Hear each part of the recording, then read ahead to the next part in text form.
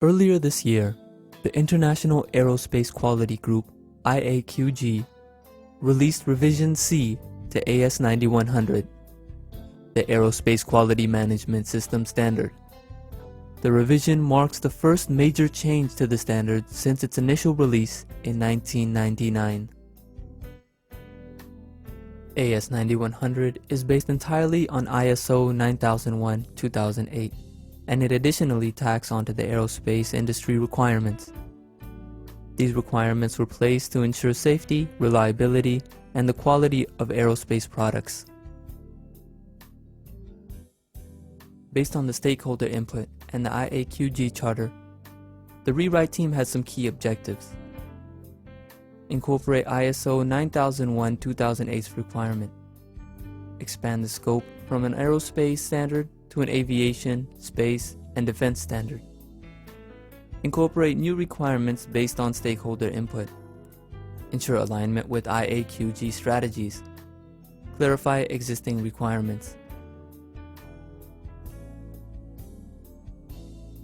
AS9100 is based on ISO 9001-2008 and is maintained and administered by the International Aerospace Group, which started its revision in 2005. AS9100C includes definitions for three important new terms: risk, special requirements, and critical items.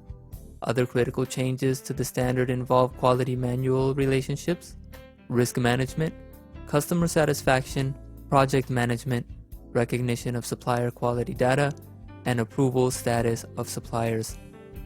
The IAQG has already established a 30-month transition period for AS9100C.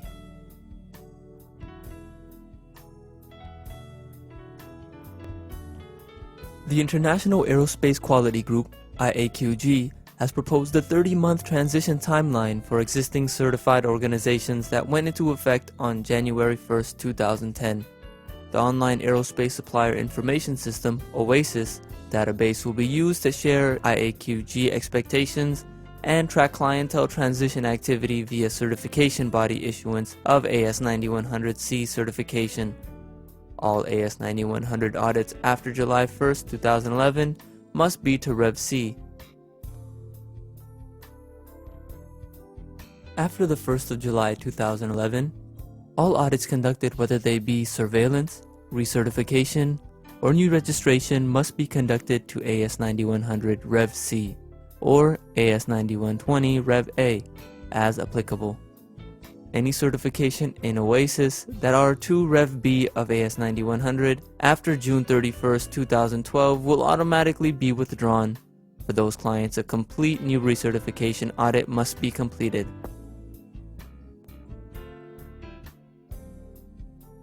All aerospace certifications will expire, regardless of certification expiry date, if clients have not transitioned to AS9100C or AS9120A by July 1, 2012.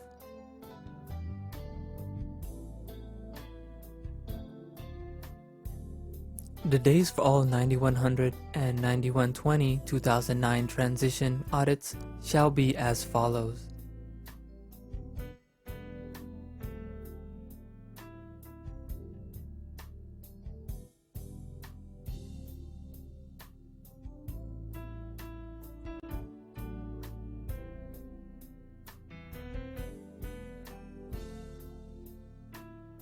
For multiple site organizations, the transition during the existing audit cycle will vary.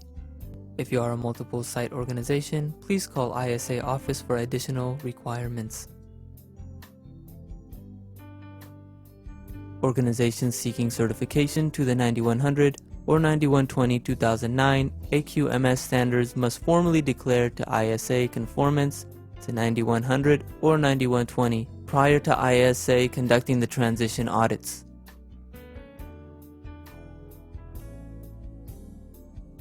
The following section will provide a brief overview on some of the key changes in Revision C of AS9100.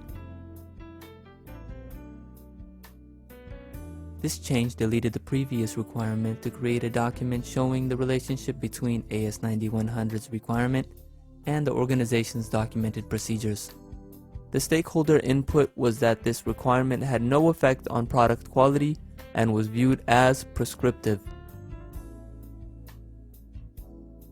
A new requirement requires on-time delivery, that product quality be measured, and that appropriate actions taken when customer objectives are not met. The evaluation of customer satisfaction shall include monitoring of product conformity, delivery performance, complaints, and corrective action requests. This requirement will establish a clear relationship between the QMS and organizational performance. A new requirement for planning and managing product realization in a structured and controlled way. Most aerospace products are complex and involve multi-tier partner and suppliers. Organizations will have a process to manage product realization to ensure quality and that schedules are not compromised.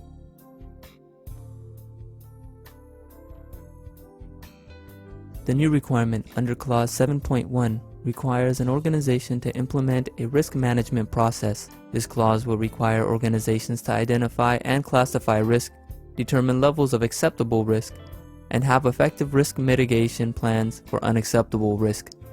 This requirement puts a focus on product risk during product realization. This is vital as new technologies in aircraft, space vehicles, defense systems, and materials are introduced.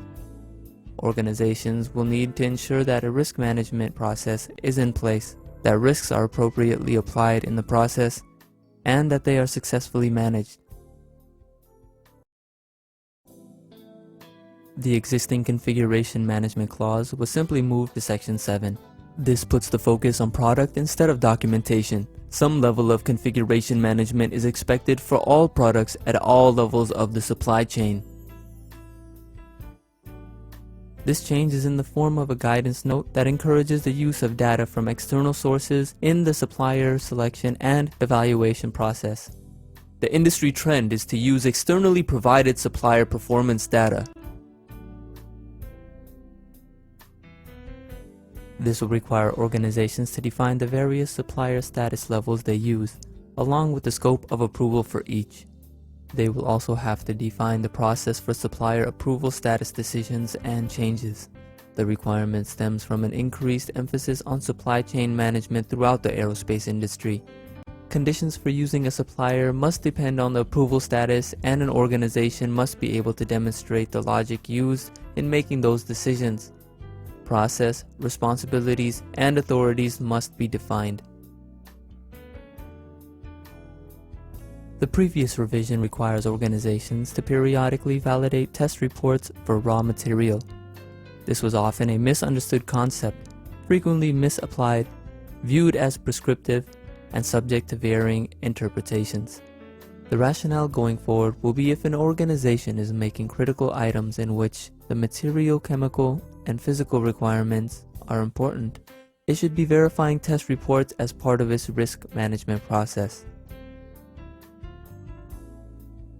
This change moves the first article inspection required from Clause 8.2.4.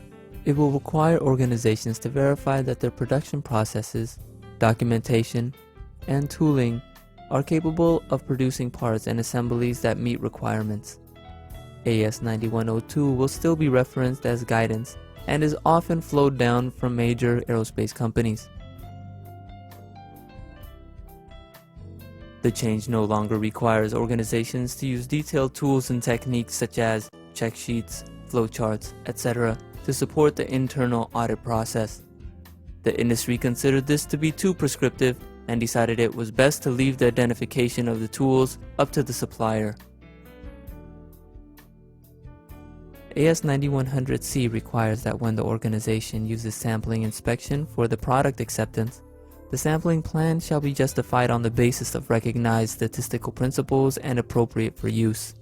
The rationale was that numerous requests were received to improve the sampling clause, and that the way it was previously written confined organizations under other plans that could still be proven statistically valid.